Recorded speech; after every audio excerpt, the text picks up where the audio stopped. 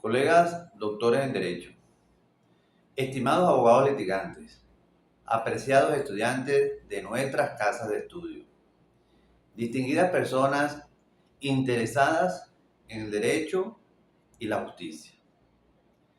En primer lugar, y antes de sumergirnos en la complejidad de este escenario jurídico que vamos a tocar hoy, vamos a detenernos un instante para reflexionar juntos con palabras simples sobre la magnitud del desafío que enfrentamos. ¿Se imaginan el lío en el que se encuentra una persona que puede ser nuestro cliente con problemas legales en tres áreas del derecho diferentes: civil, penal y laboral? Es como si la vida le hubiese lanzado tres piedras y que son pesadas y se las lanzaron al mismo tiempo. Y es allí donde nosotros, como juristas, podemos actuar. ¿Qué creen ustedes? ¿Qué es lo primero que se le cruza por la mente a ese cliente cuando nos llama desesperado? Seguramente la esperanza de encontrar a alguien que lo guíe en este laberinto legal. Y pensando en nuestro rol como profesionales del derecho, pensemos, ¿cómo hacemos para no volvernos inquietos y poder ayudar mejor a este cliente? Tenemos que batallar con leyes y tribunales tan diferentes al mismo tiempo. Estas preguntas, aunque son sencillas, nos invitan a colocarnos en los zapatos de nuestro cliente y dimensionar la responsabilidad que asumimos. A continuación, soy su abogado Leonardo Velázquez y hoy sábado, 10 de mayo del año 2025, nos convoca a un escenario jurídico complejo que demanda nuestra atención y experticia.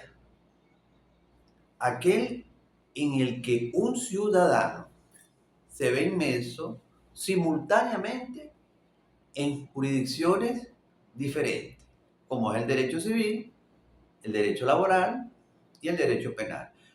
Una triple aflicción legal que nos invita a reflexionar sobre el rol fundamental del abogado como un guía, un estratega y un defensor en la intrincada red del ordenamiento jurídico venezolano.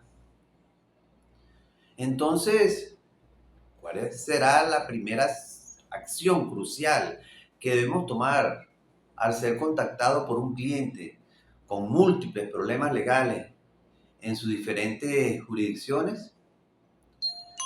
La respuesta es escuchar atentamente y comenzar a recopilar la información detallada sobre cada caso para comprender la magnitud de la situación.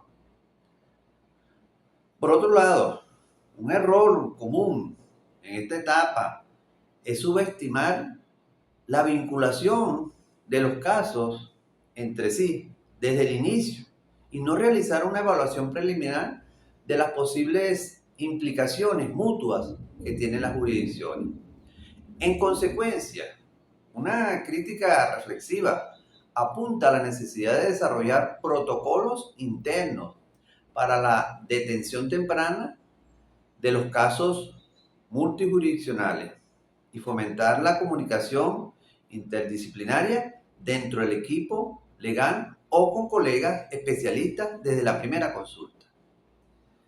Seguidamente podemos imaginar por un instante la angustia de nuestro cliente al contactarnos. Tendrá un torbellino de notificaciones, citaciones y la sombra de posibles sanciones contempladas en el derecho penal. En ese primer contacto, nuestra voz debe ser un faro de calma en la tormenta para el cliente. Debemos, con mucho aplomo que nos confiere nuestra profesión, expresar empatía al cliente, profesionalismo, reconocimiento de la gravedad de su situación, amparada en la tradición humanista del derecho venezolano.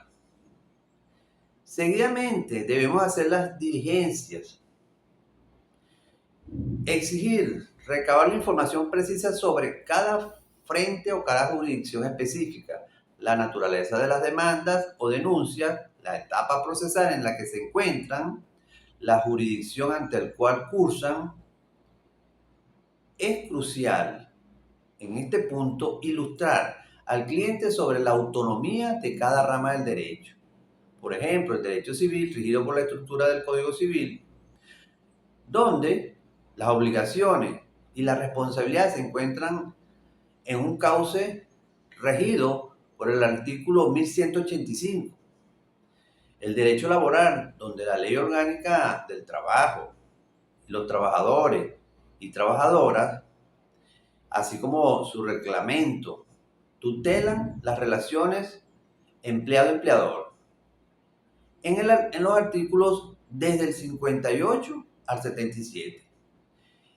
Y por último, el derecho penal, donde se tipifican las conductas punibles contempladas en el Código Orgánico Procesal Penal, el cual establece el camino hacia la justicia en los artículos 24 al 34, entre otros. Cada uno con sus propias reglas y tiempos procesales. Bueno, en esencia, ¿por qué es vital explicarle al cliente? Cada jurisdicción legal opera con sus propias normativas y procedimientos. ¿Por qué hay que informarle?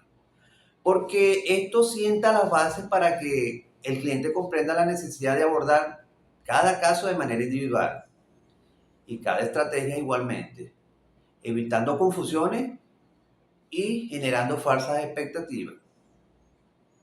No obstante, un error común que sucede en el día a día, en estos casos, es no explicar de manera clara y sencilla las diferencias fundamentales entre las tres jurisdicciones que estamos tratando, generando confusión y ansiedad en el cliente. Por lo tanto, amigas y amigos, doctores, colegas y estudiantes, una crítica reflexiva sugiere que se debe desarrollar habilidades de comunicación efectiva para traducir la complejidad jurídica a un lenguaje más accesible y sencillo para el cliente, utilizando analogías y ejemplos prácticos que faciliten la comprensión de los distintos procesos.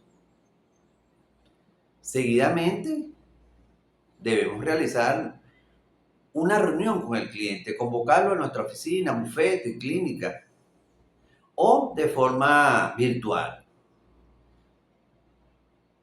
Allí, con la documentación en manos, como por ejemplo las citaciones civiles del Código de Procedimiento Civil en el artículo 218 y siguientes, las notificaciones laborales contempladas en el artículo 625 de la Ley Orgánica del Trabajo, las citaciones penales contempladas en el artículo 174 y siguientes del Código Orgánico del Código Penal, las órdenes de detención contempladas en el artículo 236 y siguientes del Código Orgánico Procesal Penal. Con ellas podemos desentrañar las dudas, inquietudes que el caso amerita. En este encuentro, la transparencia debe ser nuestro norte, abordando con claridad los honorarios profesionales enmarcados en la ley de abogados en el artículo 22 y siguiente, y estableciendo líneas, o sea, una ruta para la representación. La promesa de seriedad y compromiso cimentada en los principios éticos que rigen nuestro oficio como abogado debe ser un baluarte de confianza para nuestro cliente.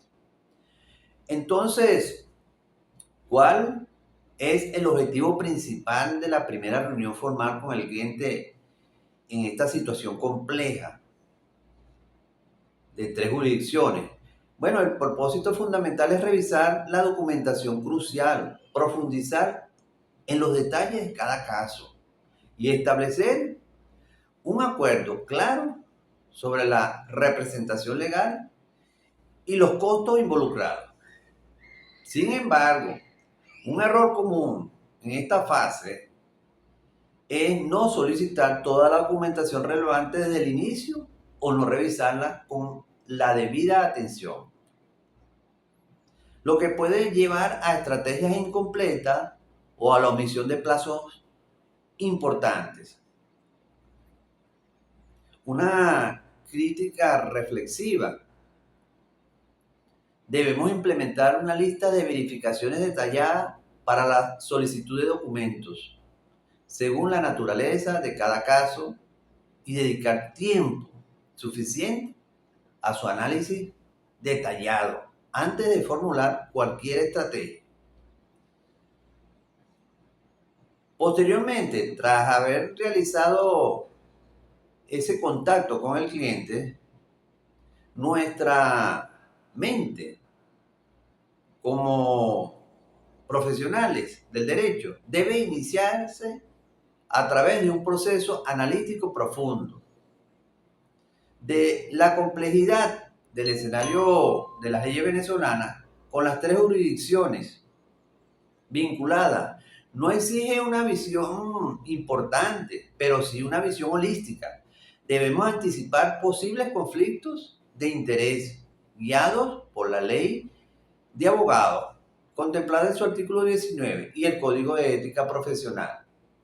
La urgencia de cada caso, marcada por los estrictos plazos procesales, como el emplazamiento en el artículo 220 del Código de Procedimiento Civil, la comparecencia laboral en el artículo 626 de la Ley Orgánica del Trabajo, los lapsos de investigación penal contemplados en el artículo 280 del Código Orgánico Procesal Penal y siguiente, demandará una prioridad estratégica en nuestras acciones.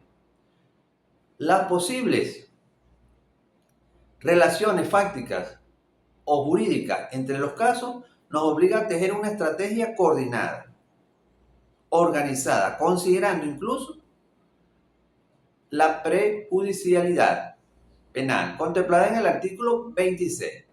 La información proporcionada por nuestro cliente a la luz de los requisitos formales de cada acción, demanda civil, contemplada en el artículo 340 del Código de Procedimiento Civil, la denuncia penal, contemplada en el artículo 265, será sometida a un riguroso escrutinio. La anticipación de la documentación necesaria, como contratos laborales, establecidos en el artículo 58 y siguiente de la Ley Orgánica del Trabajo, los niveles de demanda, contemplados en el artículo 340 del Código de Procedimiento Civil, los escritos de denuncia, contemplados en el artículo 265 del Código Orgánico Procesal Penal, nos permitirá optimizar nuestro trabajo. Y por supuesto, la elaboración de una estrategia preliminar, considerando particularidades de la defensa en cada ámbito, como son las excepciones civiles, en el artículo 346 del Código de Procedimiento Civil, defensas laborales estratégicas y penales, que comenzarán a tomar forma en nuestro análisis. La viabilidad de cada caso, a la luz de la jurisprudencia del Tribunal Supremo de Justicia y la doctrina patria, será un factor crucial en nuestra evaluación inicial. La previsión de los recursos necesarios, incluyendo la posible colaboración con colegas especialistas, se apunta como una muestra de nuestra responsabilidad profesional. En este punto de análisis, ¿cuál es el elemento más esencial y crítico que debemos considerar? La triple problemática legal entre jurisdicciones, que es sin duda la necesidad de analizar cada caso individualmente, pero también su posible interconexión, priorizando las acciones según la urgencia y la estrategia general o global. Sin embargo, un error común es realizar análisis aislados de cada caso sin identificar las posibles conexiones y cómo hacer las acciones en una jurisdicción. específica para no afectar o cómo puede afectar a otra jurisdicción. Por consiguiente, una crítica reflexiva es implementar una metodología de análisis integral que permita visualizar la interdependencia entre los casos o entre las jurisdicciones y desarrollar estrategias coordinadas que maximicen la protección de los intereses del cliente en cada una de las jurisdicciones que estemos apuntando, en este caso la civil, la penal y la laboral. Ahora bien, ¿qué debemos hacer como abogados en el intrincado panorama que nos podemos encontrar entre jurisdicciones?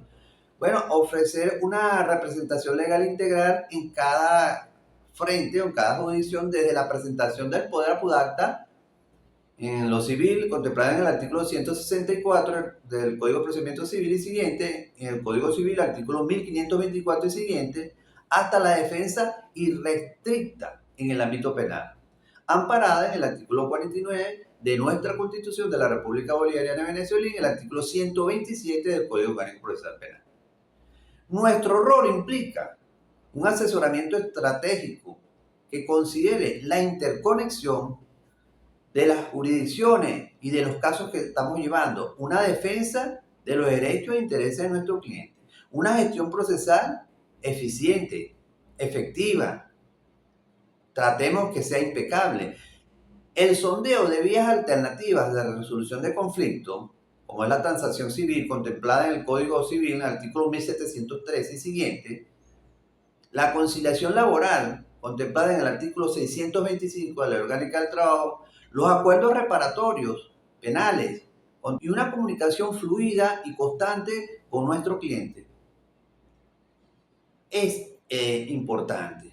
En esencia, ¿cuál es la meta principal de nuestra actuación profesional? Es brindar una defensa integral y coordinada en cada una de las jurisdicciones, buscando la mejor solución posible para nuestro cliente en el marco de la ley venezolana. No obstante, es común que en estos procedimientos la representación en las áreas no tenga las experticias necesarias en cada una de ellas, comprometiendo la calidad de la defensa. Por lo tanto, una crítica sugiere ser honesto con nuestras limitaciones y considerar la derivación o la colaboración con especialistas en las áreas donde necesitamos experticias específicas, priorizando el mejor interés del cliente. Pero ¿cómo llevaremos a cabo esta representación? Se preguntarán ustedes. A través de un análisis exhaustivo e individualizado de cada caso, una recopilación meticulosa, específica de las pruebas, como lo contempla el artículo 395 del Código de Procedimiento Civil y siguiente, el artículo 72 de la Ley Orgánica del Trabajo y siguiente, el artículo 186 del Código Orgánico Procesal y siguiente, el diseño de estrategias específicas para cada jurisdicción, la coordinación de dichas estrategias, si existe conexión entre los casos y las jurisdicciones, la presentación oportuna de los escritos y los recursos, como lo establece el artículo 356 del Código de Procedimiento Civil, el artículo 432 del Código Orgánico Procesal Penal y siguiente. La asistencia puntual a todas las audiencias y diligencias, así como una participación activa en la investigación penal, como lo establece el artículo 286 del Código Orgánico Procesal Penal y siguiente, y la exploración de la negociación y la mediación como herramienta para la resolución pacífica del conflicto que presenta el cliente,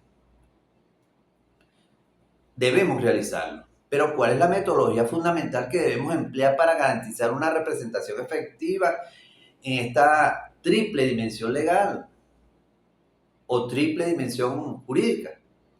La clave reside en un análisis detallado de cada caso, una estrategia bien definida para cada jurisdicción y una coordinación inteligente si los hechos lo ameritan. Sin embargo, es muy común no realizar un seguimiento detallado, continuo, mantenido de los plazos procesales en cada jurisdicción, lo que puede llevar a la pérdida de derechos o a la preclusión de acciones. Por consiguiente, una crítica reflexiva es implementar un sistema de gestión de casos importantes que permitan el control y seguimiento de los plazos procesales en cada expediente, como pueden ser recordatorios para evitar omisiones perjudiciales. Respecto al dónde ejercemos nuestra labor, en este caso que estamos citando, bueno, puede ser en nuestro despacho,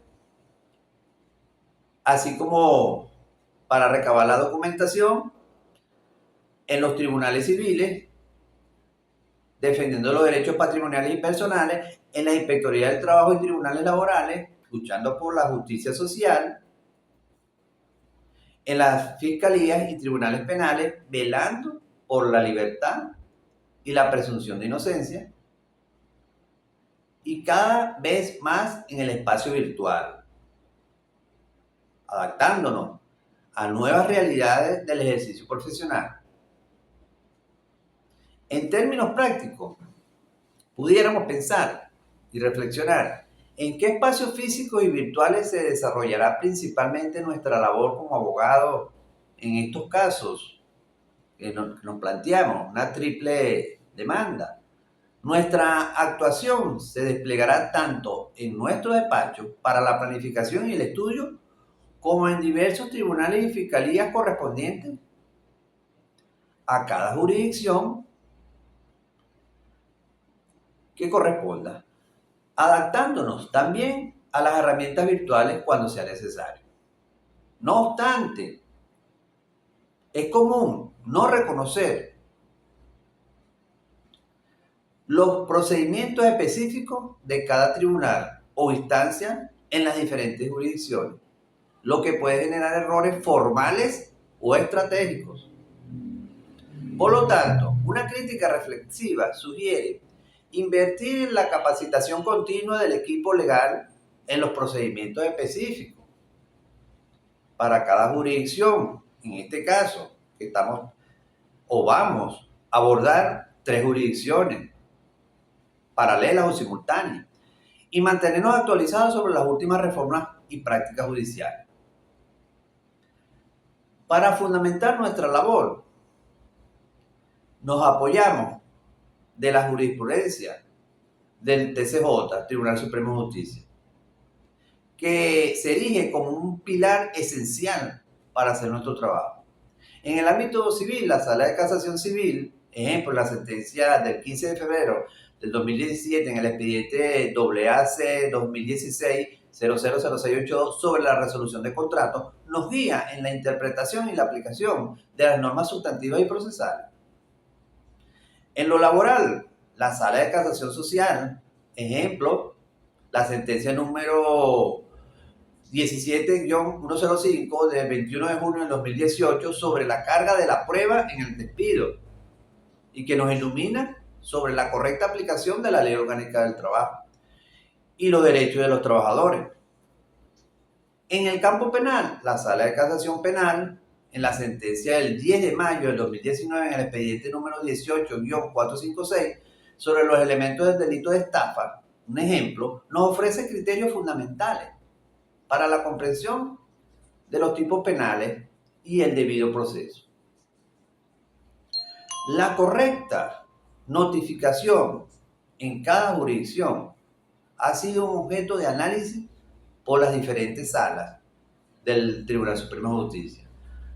Ejemplo, la Sala de Casación Civil, en la sentencia de 2 de marzo de 2021, en el expediente de AAC 2020-000512 sobre la validez de las citaciones, la Sala de Casación Social, en la sentencia del 14 de julio de 2022, en el expediente número 21-3 333 sobre las notificaciones laborales, la Sala de Casación Penal en la sentencia del 5 de abril del 2023 en el expediente número 22-189 sobre las citaciones penales, al igual que los requisitos de boletas y órdenes, también contemplado en una sentencia de la Sala de Casación Civil del 20 de octubre del 2020 en el expediente número AC-2019-000754 de la Sala de Casación Social. También existe una sentencia del 8 de marzo de 2024 en el expediente 23-098 de la Sala de Casación Penal. Igualmente existe una sentencia del 12 de enero del 2025 en el expediente 24-511. Se ve la interacción entre las jurisdicciones y también hay una sentencia de la Sala de Casación Social del 27 de noviembre del 2015 en el expediente número 14-789 sobre la responsabilidad civil laboral. Como igualmente existe una sentencia en la Sala de Casación Penal del 19 de abril del 2018 en el expediente número 17-234 sobre el acoso laboral. Como la Sala de Casación Civil también tiene una sentencia el 29 de enero del 2014 en el expediente número AC 2010 relacionado con el prejuicio procesales. Infinidad de sentencias que existen. También podemos citar la Sala de Casación Civil en la sentencia del 17 de julio de 2021 en el expediente número AA-C 2020-000897, como también existe la sentencia del 3 de mayo de 2019 en el expediente 18-221, han sido objeto de pronunciamiento constante por nuestro máximo tribunal, el Tribunal Supremo de Justicia. En última instancia, podríamos reflexionar cuál es la función primordial de la jurisprudencia y cómo nos apoya en este triple caso que vamos a llevar. Bueno, la jurisprudencia nos proporciona la guía interpretativa esencial para aplicar correctamente la ley en cada jurisdicción, asegurando una defensa sólida y fundamentada.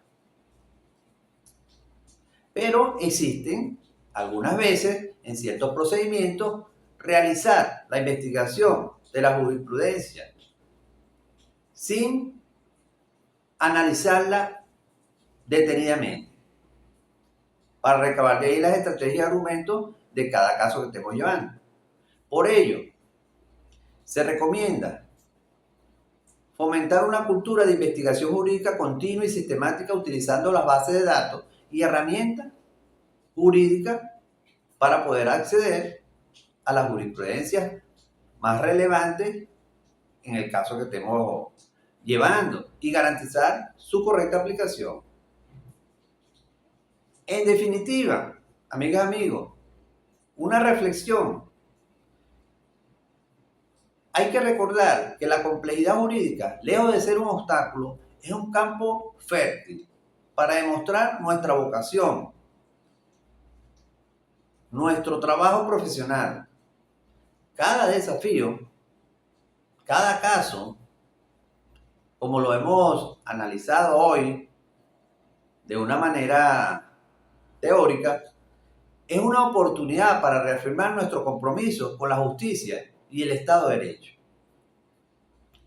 Por consiguiente, espero que esta disertación le permita mejorar sus actuaciones como profesionales y solventar sus inquietudes en situaciones legales complejas que requieren un análisis profundo y una estrategia coordinada. Hemos finalizado. Le agradezco su atención. Que la justicia guíe siempre sus pasos en compañía de Dios. Muchas gracias por su atención.